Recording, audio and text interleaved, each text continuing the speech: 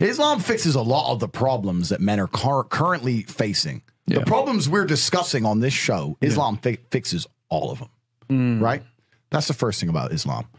And I'm not a Muslim, right? If I had to choose a religion, I would, because I live in an Orthodox Christian country, I go to the Orthodox Christian church. I donate $20,000 a month to the church in the country I live in. The church in Romania is very powerful, and I like having church friends.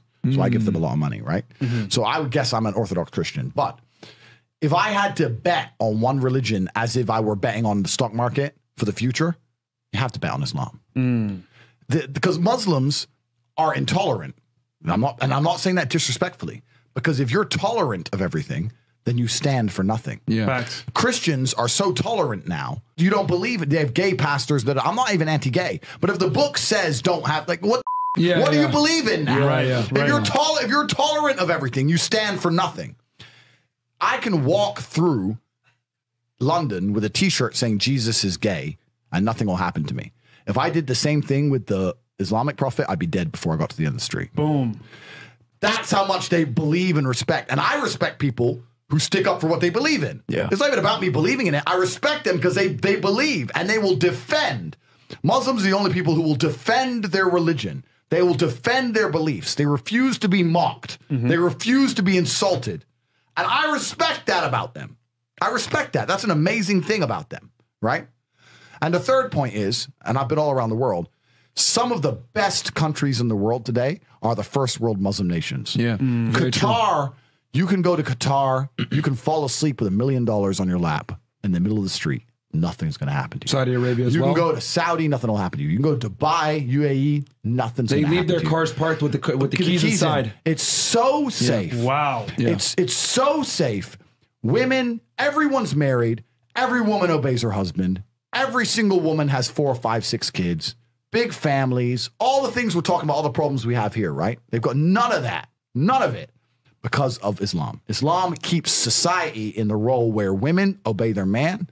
Women have children. Women have big families. Women are exceptionally happy to do so. Before some Western girl comes in here and runs her mouth, the Islamic women are happier than any you're going to see in the club tonight. They're very true. They're happy. Society is functioning. Their population is growing because in most Western countries, the population is declining. Tim Cass was talking about it today. I was talking. We were 2 people have 1 kid. Doesn't work. Doesn't work, right? 2 people need to have 3.1 kids because people die, right? People die prematurely, blah, blah, blah, blah. So we have population problems in the West. They have none of the population problems. Society is functioning. And that's what society is. Society starts at the smallest possible group. You have families, and families make a street, and that street makes a village, and that village makes a town, that town makes a city, and that city makes a country.